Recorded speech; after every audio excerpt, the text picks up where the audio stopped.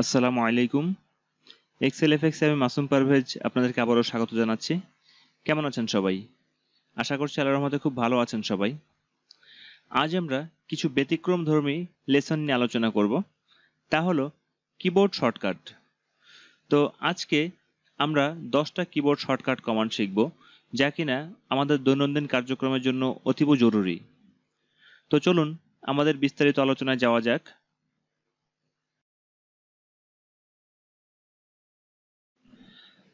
আজ আমরা এমন 10টা কিবোর্ড শর্টকাট কমান্ড শিখব যেগুলো কিনা আমরা ইতোপূর্বে আমাদের কোনো টিউটোরিয়ালে আলোচনা করিনি। এই কিবোর্ড শর্টকাট কমান্ডগুলো আমাদের জন্য খুবই প্রয়োজন। তো আমরা প্রথমে যে কিবোর্ড শর্টকাট কমান্ডটা শিখব তা হচ্ছে অল্টার ইন্টার। অল্টার ইন্টারে কি হয়?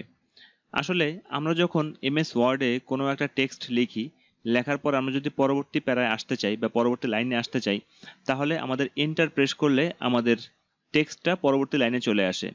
কিন্তু যদি এক্সেলের ক্ষেত্রে আমরা কোনো টেক্সট লিখি, লেখার পরে যদি এন্টার করি, তাহলে পরবর্তী লাইনে না এসে পরবর্তী সেলে চলে আসে। অথবা যদি আমরা অ্যারো প্রেস করি, তাহলেও পরবর্তী সেলে চলে যায়। অথবা যদি আমরা ট্যাব প্রেস করি, তাহলেও আমাদের পরবর্তী সেলে চলে যায়। তাহলে একই সেল এর মধ্যে রেখে কিভাবে দুটো লাইন করা যায়, এই বিষয়টাই আমরা এই শর্টকাট কমান্ডের মাধ্যমে শিখব। যেমন ধরুন, আমরা এখানে লিখলাম the name of our country is Bangladesh, এটা লিখি।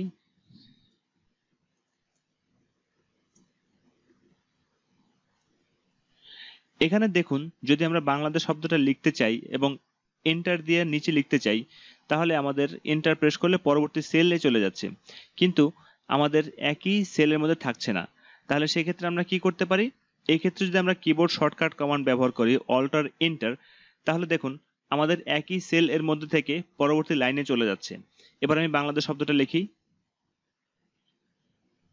বাংলাদেশ শব্দটি লিখলাম। এবার যদি আমরা এন্টার করি, তাহলে দেখুন একই সেল এর মধ্যে লেখাটি হয়েছে, কিন্তু দুটো ভিন্ন লাইনে। তো অল্টার এন্টার দ্বারা এই কাজটি করা যায়। তো এটা গেল আমাদের প্রথম কিবোর্ড শর্টকাট। এবার আমরা দ্বিতীয় কিবোর্ড শর্টকাটটা শিখব, সেটা হচ্ছে কন্ট্রোল শিফট সেমিকোলন। আমরা ইতোপূর্বে কন্ট্রোল সেমিকোলন এই কিবোর্ড শর্টকাট কমান্ডটা ব্যবহার করেছি কারেন্ট ডেট প্রকাশ করার জন্য। কিন্তু কন্ট্রোল শিফট সেমিকোলন এই কিবোর্ড শর্টকাট কমান্ডটা দ্বারা কি হয়? এই কিবোর্ড শর্টকাট কমান্ডটা দ্বারা কারেন্ট টাইম প্রকাশ করা যায়।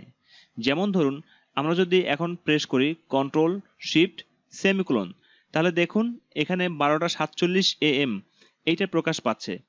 আপনারা আমার কম্পিউটারের এই অংশে দেখতে পাচ্ছেন আমাদের কারেন্ট টাইম হচ্ছে 12:47 AM। ঠিক সেই কারেন্ট টাইমটা এখানে প্রকাশ পাচ্ছে 12:47 AM। তো এটা হলো কারেন্ট টাইম প্রকাশ করার জন্য কিবোর্ড শর্টকাট কমান্ড। এবার আমরা দেখি কন্ট্রোল ডি দ্বারা কি হয়।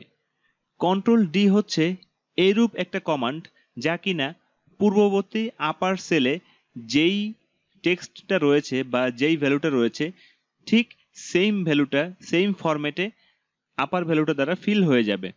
তাহলে আমরা কিবোর্ড শর্টকাট কমান্ড ব্যবহার করি কন্ট্রোল ডি। আমরা দিলাম কন্ট্রোল ডি, দেখুন আমাদের আপার সেল এ যে ভ্যালুটা রয়েছে, ঠিক সেম ভ্যালুটাই আমাদের এই সেলটাতে, অর্থাৎ যেই সেলটা অ্যাক্টিভ ছিল সেই সেলটাতে ব্যবহৃত হয়েছে। যদি আমরা অনেকগুলো সেলে এই সেম ভ্যালুটাই ব্যবহার করতে চাই, তাহলে অনেকগুলো সেল সিলেক্ট করতে হবে। অনেকগুলো সেল সিলেক্ট করার পরে তারপর যদি আমরা কন্ট্রোল ডি প্রেস করি, তাহলে দেখুন পূর্ববর্তী সেল এ যে ভ্যালুটা ছিল সেই ভ্যালুটাই আমাদের সিলেক্টেড সেলগুলোতে ব্যবহৃত হয়েছে, অর্থাৎ সিলেক্টেড সেলগুলো ওই ভ্যালুটা দ্বারা ফিল হয়েছে। তো এভাবে কন্ট্রোল ডি এই কিবোর্ড শর্টকাট কমান্ড দ্বারা এভাবে আপার সেল এর ভ্যালুগুলোকে ফিল করা সম্ভব। তো এবারে আসি আমরা কন্ট্রোল আর এই কিবোর্ড শর্টকাট কমান্ডে। কন্ট্রোল আর এই কিবোর্ড শর্টকাট কমান্ড দ্বারা কি হয়? কন্ট্রোল আর এই কিবোর্ড শর্টকাট কমান্ড দ্বারা এটা হয় যে আমাদের বাম পাশের সেল এ যেই টেক্সটটা থাকবে বা যেই ভ্যালুটা থাকবে, যেই ফরম্যাটে থাকবে, ডান পাশের সেল এ অর্থাৎ অ্যাক্টিভ সেল যেটা থাকবে, এই অ্যাক্টিভ সেল এ ওই ভ্যালুটা অ্যাসাইন হবে, অর্থাৎ অ্যাক্টিভ সেলটি ওই ভ্যালুটা দ্বারা ফিল হবে। তো আমরা যদি এবার কন্ট্রোল আর প্রেস করি, কন্ট্রোল আর প্রেস করলাম, তাহলে দেখুন আমাদের বাম পাশের সেল এ যেই ফরম্যাটে ছিল এই বাংলাদেশ লেখাটি, ঠিক সেম ফরম্যাটে ডান পাশের সেল এ এই টেক্সটটি চলে আসছে। এবারে যদি আমরা অনেকগুলো সেল এ এই লেখাটি নিতে চাই, তাহলে অনেকগুলো সেল সিলেক্ট করতে হবে। এক্ষেত্রে এই বাংলাদেশ এই লেখাটা সহকারে সিলেক্ট করতে হবে। সিলেক্ট করার পরে যদি আমরা আবার কন্ট্রোল আর প্রেস করি, তাহলে দেখুন আমাদের প্রত্যেকটা সেল এ যতগুলো সেল সিলেক্ট করা হয়েছিল ততগুলো সেল এ আমাদের বাংলাদেশ শব্দটা চলে আসছে। তো কন্ট্রোল আর এই কিবোর্ড শর্টকাট কমান্ড দ্বারা আমাদের ডান পাশের সেলগুলো ফিল করা যায়। এবারে আসি আমরা পরবর্তী কিবোর্ড শর্টকাট কমান্ডে, অর্থাৎ কন্ট্রোল শিফট 3। এই কন্ট্রোল শিফট 3 এই কিবোর্ড শর্টকাট কমান্ড দ্বারা কি হয়, আমাদের যদি কোনো সেল এ কোনো ভ্যালু থাকে, জেনারেল ফরম্যাটে থাকে, তাহলে এই জেনারেল ফরম্যাটে থাকা ভ্যালুকে ডেট ফরম্যাটে পরিণত করার জন্য কন্ট্রোল শিফট 3 এই কিবোর্ড শর্টকাট কমান্ডটা ব্যবহৃত হয়। তাহলে সেক্ষেত্রে আমরা যদি কন্ট্রোল শিফট 3 প্রেস করলাম, তাহলে দেখুন এক্ষেত্রে আমাদের এটা ডেট ফরম্যাটে পরিণত হয়েছে, অর্থাৎ 1 জুলাই 2017 এই ডেট ফরম্যাটে আমাদের এটা পরিণত হয়ে গিয়েছে কন্ট্রোল শিফট 3 প্রেস করার কারণে। আমরা যদি এন্টার করি তাহলে দেখুন এখানে আমাদের 1 জুলাই 2017 এই ফরম্যাটে আমরা পরিণত করেছি।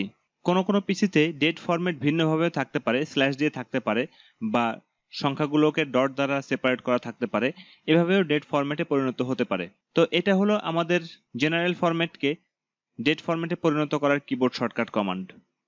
আমরা এরপরে পরবর্তী কিবোর্ড শর্টকাট কমান্ডটা দেখব। পরবর্তী কিবোর্ড শর্টকাট কমান্ডটা হচ্ছে আমাদের কন্ট্রোল শিফট 4। এই কন্ট্রোল শিফট 4 এই কিবোর্ড শর্টকাট কমান্ডটা যদি আমরা প্রেস করি, তাহলে আমাদের জেনারেল ফরম্যাটে থাকা কোনো ভ্যালুকে কারেন্সি ফরম্যাটে পরিণত করে দিবে আমাদের এই কিবোর্ড শর্টকাট কমান্ডটি। তাহলে এখানে আমরা একটা জেনারেল ফরম্যাট লিখে রেখেছি, একটা ভ্যালু লিখে রেখেছি যেটা জেনারেল ফরম্যাটে আছে। এই ভ্যালুটাকে আমরা কারেন্সি ফরম্যাটে নিতে চাই, তাহলে সেক্ষেত্রে আমরা প্রেস করি কন্ট্রোল শিফট 4। তাহলে দেখুন এখানে কন্ট্রোল শিফট 4 প্রেস করাতে আমাদের এটা কারেন্সি ফরম্যাটে চলে গিয়েছে। এখানে আমাদের টাকা সিম্বলটা আসছে। অনেক কম্পিউটারে টাকা সিম্বলটা অ্যাসাইন করা নাও থাকতে পারে, তাহলে সেক্ষেত্রে কিভাবে টাকা সিম্বলটা অ্যাসাইন করবেন এই বিষয়টা আমরা আমাদের 4 নম্বর টিউটোরিয়ালে বিস্তারিতভাবে আলোচনা করেছি।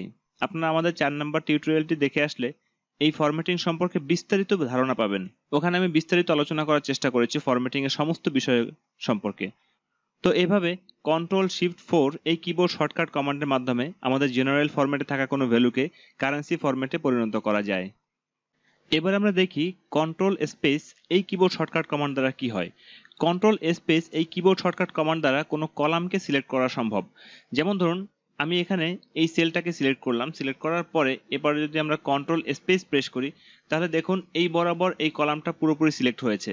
তো এটা হলো কন্ট্রোল স্পেসের কাজ, অর্থাৎ কন্ট্রোল স্পেস দ্বারা যেই সেলটা সিলেক্ট করা থাকবে, যেই সেলটা অ্যাক্টিভ থাকবে, ওই অ্যাক্টিভ সেল বরাবর যেই কলামটা রয়েছে ওই কলামটা পুরোপুরি সিলেক্ট হবে। এর পরবর্তী কিবোর্ড শর্টকাট কমান্ডটা হচ্ছে কন্ট্রোল মাইনাস। কন্ট্রোল মাইনাস দ্বারা যেই কলামটা বা যেই রোটা সিলেক্ট করা থাকে ওই রোটা ডিলিট করা সম্ভব। যেমন আমি যদি কন্ট্রোল মাইনাস প্রেস করি, কন্ট্রোল মাইনাস প্রেস করলাম, তাহলে দেখুন যেই কলামটা আমার সিলেক্টেড ছিল সেই কলামটা আমার ডিলিট হয়ে গিয়েছে। আবার যদি প্রেস করি কন্ট্রোল মাইনাস, তাহলে দেখুন আর একটা কলাম ডিলিট হয়ে গিয়েছে। এভাবে করে আমাদের কন্ট্রোল মাইনাস দ্বারা সিলেক্টেড কলাম বা সিলেক্টেড রো ডিলিট করা সম্ভব হয়। এবার আসি আমরা শিফট স্পেসে, পরবর্তী keyboard shortcut command shift space. আমরা এই ব্ল্যাঙ্ক সেলটাকে সিলেক্ট করি।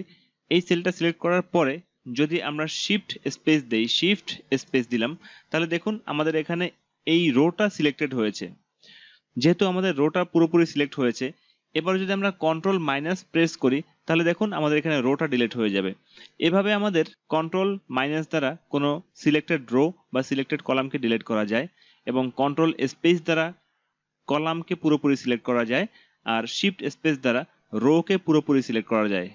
এবারে আমরা দেখব আমাদের সর্বশেষ কিবোর্ড শর্টকাট কমান্ড, সেটা হলো কন্ট্রোল টাইলড।